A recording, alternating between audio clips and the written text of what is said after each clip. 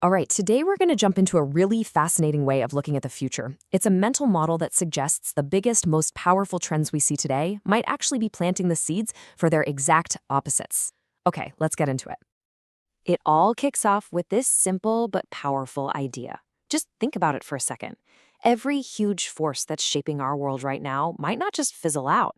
It could be setting the stage for a dramatic U-turn.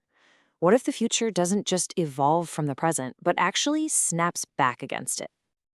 And hey, this isn't just some abstract theory. We have seen this play out again and again. Back in 2008, the entire global banking system nearly collapsed. And what rose from those ashes? Bitcoin, a completely new system designed to work without any banks at all. Then, boom, 2020 hits. The pandemic forces us all inside, shutting down the physical world. The paradox?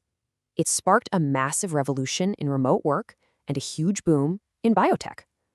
See, big shocks often create these wild, game-changing opposites. So what's actually going on here? Is there some kind of rule to this pattern? What's the mechanism that makes this happen?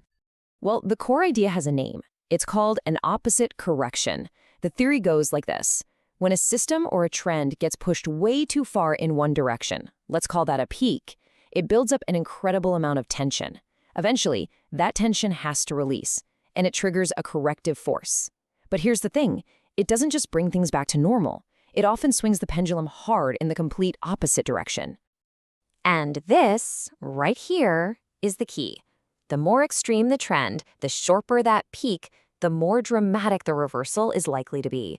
It's kind of like stretching a rubber band. The further you pull it one way, the faster and more forcefully it's going to snap back the other way. All right, so how does this whole idea actually apply to our world right now? Let's use this opposite correction lens to look at 6 massive peaks we're seeing today and explore the wild, paradoxical changes they might trigger by 2026. First up, AI. I mean, it is absolutely everywhere, right? We're reaching peak AI integration. But what happens if we get a little too reliant on it? Imagine major scandals or huge layoffs that cause a public backlash. The opposite correction could be a massive boom in what you could call the authenticity economy, a world where we place a huge premium on provably human work, real creativity, genuine empathy, and one-of-a-kind artisanal goods. Next, let's look at the global stage. You just have to watch the news to see we're at a peak of geopolitical tension. Trade wars, conflicts, you name it. But here's the paradox. All that friction could actually force the creation of brand new, unexpected alliances, as countries have to realign out of sheer necessity. And get this, it might even accelerate the rise of digital nations, borderless online communities with their own economies for people who feel left behind by traditional governments. Now, let's talk about money. Right now, we are swimming in massive debt, and you can just feel that these financial bubbles are super fragile. So if or when that system breaks, where do people put their trust? The correction might not be a return to the old banking system. It could be a rush into completely new forms of value.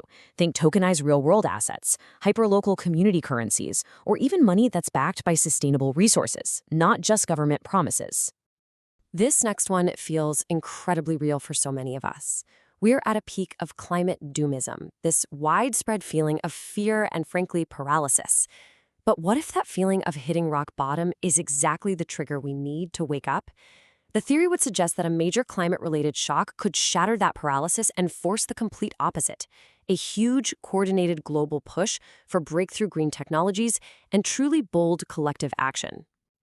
I think we all feel this one in our bones. We're at a peak of content overstimulation.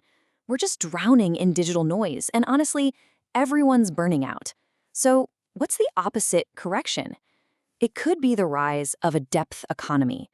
Imagine a widespread rejection of all the noise in favor of focus. A massive cultural pivot towards slow living, a new hunger for long-form content like books and deep documentaries, and a true renaissance for thriving real-world offline communities. And finally, let's look at corporate power. Public trust in massive corporations feels like it's at an all-time low, right? There's constant backlash, talks of monopolies. It's a real peak of corporate overreach. The potential snapback here isn't just a few new regulations, it's a future where ownership itself gets turned on its head. We could see a huge surge in things like DAOs and co-ops, organizations that are actually owned and run by their members and their community, not by a tiny group of executives. So, when you take all these potential shifts and lay them out together, it really brings us to a huge, fundamental question about how we should view the years ahead. So, what's the big takeaway from all this? It's that a system breaking down isn't just an ending. Often, it's a necessary clearing of the field before you can plant something new. The collapse of an extreme creates a vacuum, and it's in that empty space that totally new ways of living, working, and connecting with each other can finally start to grow. Which leaves us with this one big question to chew on. As we look ahead to 2026, what's the story going to be? Will it be remembered for the spectacular collapse of today's extremes? Or will it be remembered for the incredible paradoxical breakthroughs that were born directly from those collapses? It's definitely something to think about. Thanks so much for joining me.